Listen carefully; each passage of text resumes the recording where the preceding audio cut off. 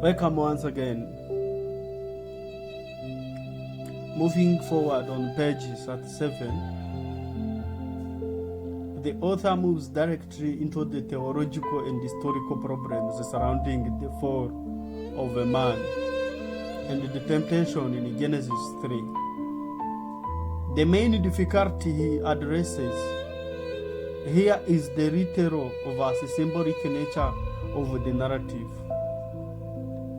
specifically answering the critical questions. Was the serpent a literal talking reptile, or is it this entire account of mythological allegory? Ahangaha umwanditsi atangira ajya cyane directly ajya cyane muri theology cyangwa se ubumenyi ku Mana ndetse n'ibibazo bya historical problems cyangwa se ibibazo byabayeho bijyanye no kukugwa k'umuntu, fall of man, amaze gukora icyaha nk'uko bigaragara mu itangira ibice bitatu. Ahangaha icyo yibandaho cyane ni inyandiko zandikwa ku mvugo ngese koko iriya yari inzoka cyangwa se n'ikigereranyo, iriya rwari urubuto cyangwa se n'ikigereranyo, mbega ibyo nibyo yibandaho cyane mu gice cya gatatu. Arka defends the historical reality of the event while providing crucial contexts of how the spiritual realm interacted with the physical world. Starting from the identity of the serpent, Aka emphasizes that while Genesis describes a physical creature, the rest of the scripture, such as the Revelation chapter 12 verse 9 and 20 verse 2, unmasks the true agent behind the encounter, Satan. Unmasks. So atangira avuga yuko identity of the serpent ihari.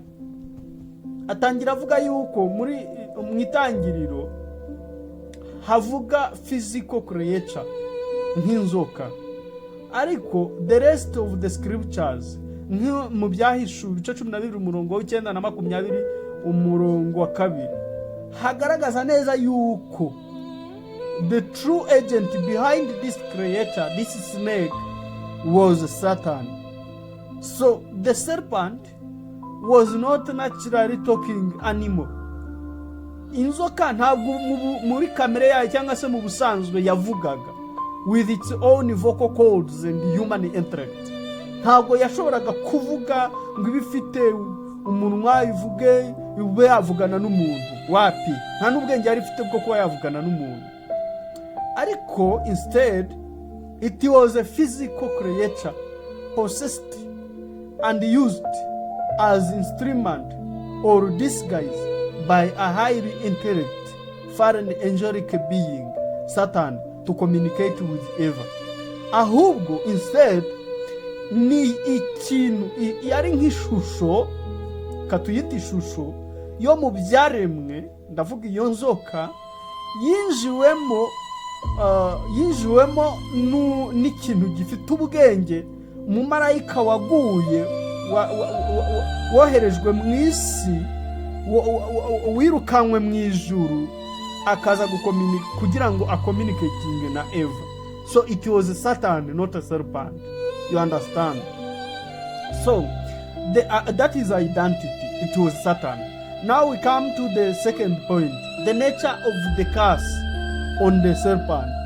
A common point of confusion is why God cast the physical animal. Ukuvuga ngo confusion cyangwa se ikibazo gikomeza kuza ku mpamvu ki Imana yavumye umukasiro cyangwa se umuvumo Imana yashyize ku nzoka physically, kandi Satani yari ahagaze mu iyo nzoka. Kubera iki Satani yahagaze mu iyo nzoka hanyuma Imana igahana inzoka kandi ari satani wayinjiyemo. Kubera iki? Making it crawl on its belly and eat dust. Kuki yayiteje kujya ikururinda kandi karya umukungugu? Ni ukubera iki? Iyo satani, if Satan was the one truly responsible, ntabwo biri unfair. Niko abantu benshi baba bakureminga bavuga ko bitari fair, ko iyi nzoka yaba yararenganye. Niko baba bavuga, kuko Satani niwe ari guhanwa, niwe ari guhabwa icyo gihano, ntabwo ari inzoka.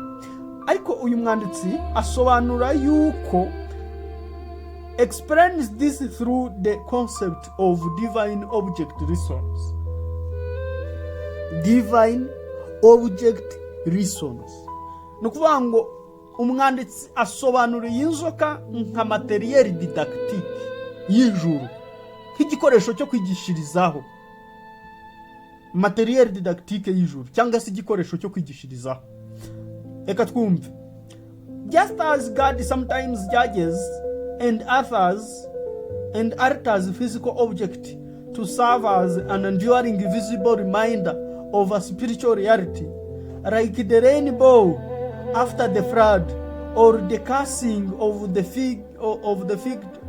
fig tree by Jesus, the physical degradation of the serpent served as a permanent living symbol of Satan's ultimate defeat and humiliation. You understand now?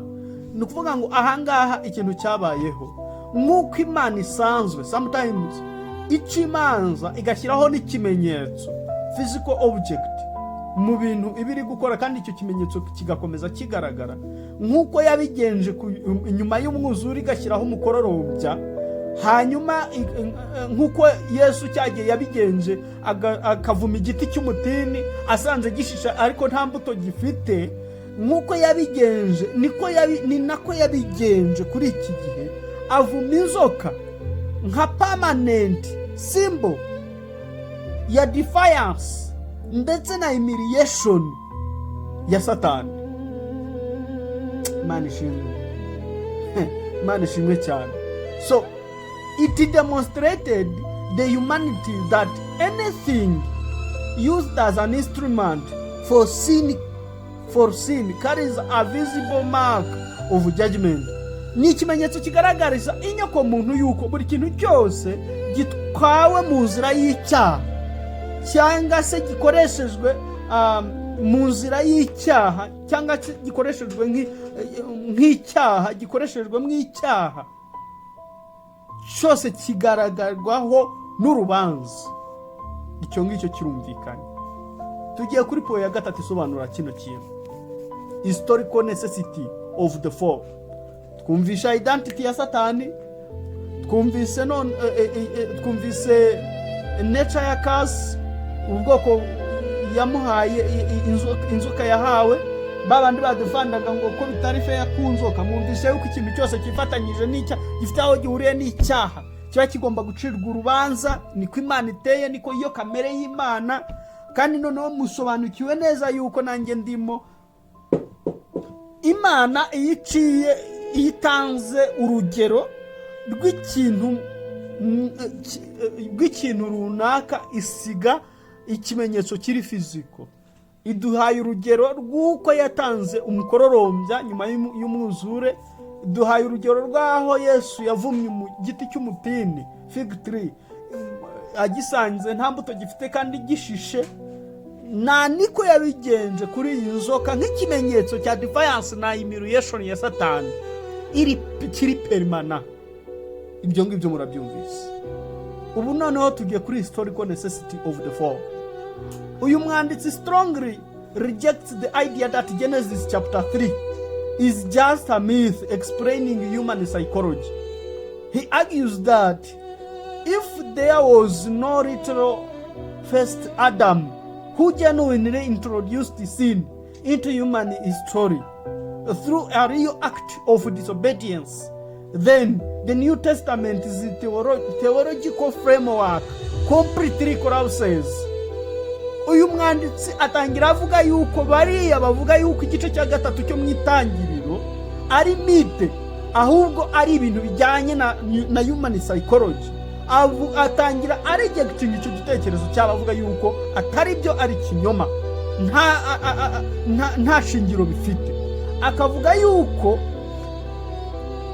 niba bita ko Adamu wa kera ari litiro, ari ibintu biri litiro bitari genuine, bitabayeho muri human history, ntibemere yuko Adamu ari we winjije icyaha mu isi literally, Adamu historically ari we winjije icyaha mu isi biturutse ku kutumvira kwe. Rero ubwo bishatse kuvuga yuko n'ibyaba biriho mu isezerano rishya n'ibyo ryubakiyeho, isezerano rishya ryubakiye kuki? Isezerano rishya ryubakiye kuri Yesu Kristo, umwami w'intama w'Imana, umwana w'intama w'Imana. So n'ibyo byubakiyeho byose byahita bikora businga, byaba nta gaciro bifite nabyo. Ndashaka kubasubiramo iki kintu. Uyu mugabo atangira rejecting the idea that Genesis chapter 3 is just a myth explaining human psychology. He takes this to be nonsense. Ahubwo agatangira avuga ko he argues that, avuga yuko if there was no literal first Adam, nimba Adamu wa kera atarabaye uri Imana yaremye mu mukungugu wo hasi ku butaka, ingwe muhumukira mu mwuka wayo agahinduka ubugingo buzima, who genuinely introduced the sin in human history, wazanye icyaha mu nyoko muntu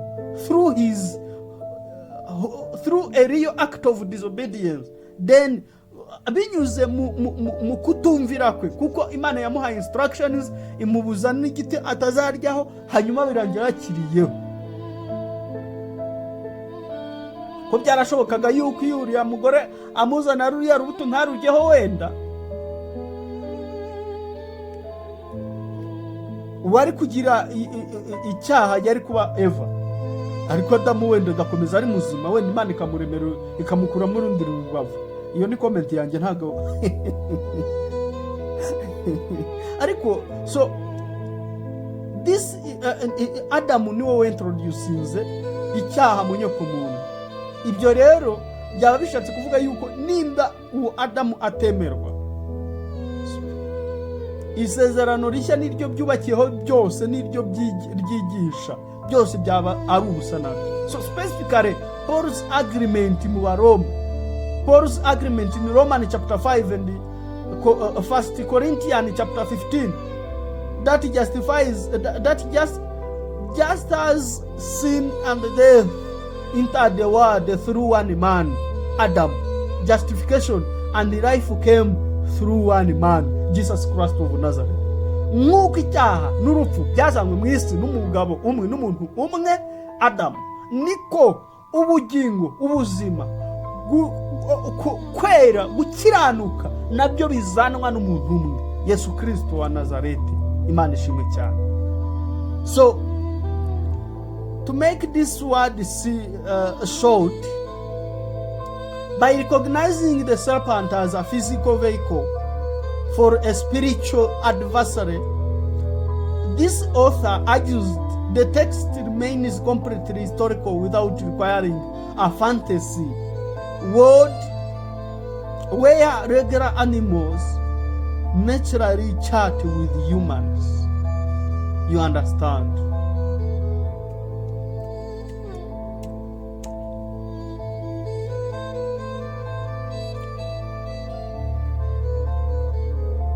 As we are moving on this page 38, he continues addressing a classic, highly practical question that has puzzled readers for generations and generations, arising from Genesis chapter 4. Where did Cain get his wife? Ni hehe Cain yakuye umugore we? If Adam, Eva, Cain, Abel were the only people on the earth initially, and Cain killed Abel and went off to build a city in the land of Nod, as it appears in Genesis chapter 4 verses 16 to 17. Where did the other people, and specifically his wife came from. Batangira bibaza ikibazo kigira kiti, isi yari ituweho Adamu na Eva. Adamu na Eva baza kubyara Gahini na Abeli. Bamaze kubyara Gahini na Abeli,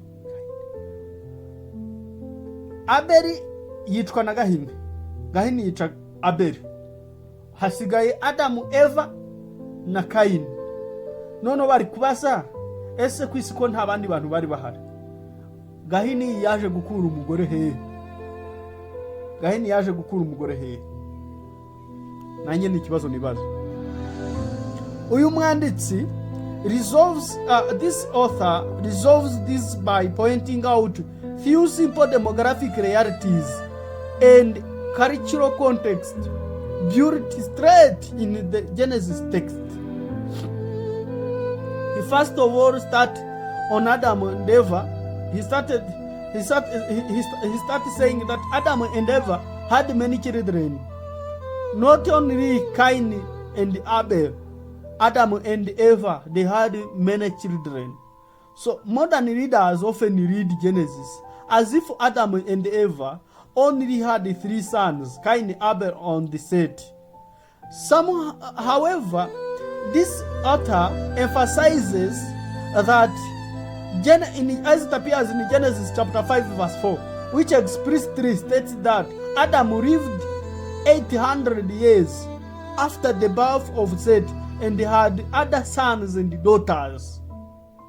So in the earliest generation of humanity, higher longevity meant couples had centuries to bear children. So Adam and Eva likely had dozens of sons and daughters who in turn had larger families of their own. So ahangaha hatangira avuga yuko Adamu na Eva batari bafite Gahini na Abeli na Seti gusa, kuko birivuga yuko mu gice cya 5 umurongo wa 4 kitangiriro ku mwaka wa 800 Adamu ariho yapfuye, hanyuma agapfa afite Seti nk'umwana we wa nyuma after the birth of Seth. Then ariko akaba yari afite abandi bahungu n'abakobwa. So kubera ko abantu baramaga cyane rero kiriya gihe bakagira imyaka myinshi cyane, amakupure nayo yagiraga abana benshi akabyara kororoka. So icyo rero ni ikintu gishobora guherwaho kikagihereza kigatuma dusobanukirwa iki ngiki. Kindi cya kabiri, intermarriage of siblings was necessary. Ukuvuga ngo abavandimwe barashakanaga, umuvandimwe umwe agashakana umusaza n'umushiki bagashakana, byari byemewe, byarakoraga nta kibazo. Uyu arka directly addresses the bioethical question. In the very first generation of human history, Cain had to marry either his sister or niece. Yashoboraga gushyingirwa umwishywa we cyangwa umushiki we. Ibyo byose byarashobokaga Cain. So the genetic factor which is emphasized today, marrying a close relative causes severe genetic defect because harmful mutations have accumulated over thousands of years. Uyu munsi tubuzwa ko ushobora gushakana na mushiki wawe cyangwa umwishywa wawe cyangwa umuntu wo muri famiye wa hafi kubera ibibazo biri kuri chromosome, bishobora kuza kuri chromosome cyangwa se genetic defects zishobora kubaho, ugasanga mubyaye umwana ufite abnormality runaka bitewe nuko kuvuga ngo mu myaka myinshi abantu babayeho hagiye habaho chromosomal changes cyangwa chromosomal mutation. Izo chromosomal genetic mutations and changes nizo byagejeje iki gihe bimaze kuba harmful, bimaze kuba terrible, byinshi nyine cyane ku buryo bitakwihanganira. Ukabyara umwana akavuka nta kuboko afite, ukabyara umwana akavuka nta mana afite, ukabyara umwana akavuka afite amaso 3. ibyo byose bituruka muri genetical defect. So ibyo byose kubigira rero kugira ngo preventing, the biology of today is preventing close relatives to marry. Yes, that is it. So this author explains that at the beginning of creation, the human gene pool was freshly created and perfect. Muri icyo gihe isi kiremwa abantu mbere icyo gihe the human gene cyangwa se chromosome, the human gene was still pure. So it has no mutation, has no problem. So that is why they were allowed to marry each other. You understand? So harmful genetic mutations had not yet built up, meaning siblings intermarriage carried no biological risks to deformity or defect. So the legal factor, the strict divine prohibitions against incest were not legally instituted until thousands of years later under Moses, as it appears in Leviticus chapter 18. What was necessary and biologically safe at the dawn of humanity was later outlawed once the population grew and genetic degradation increased.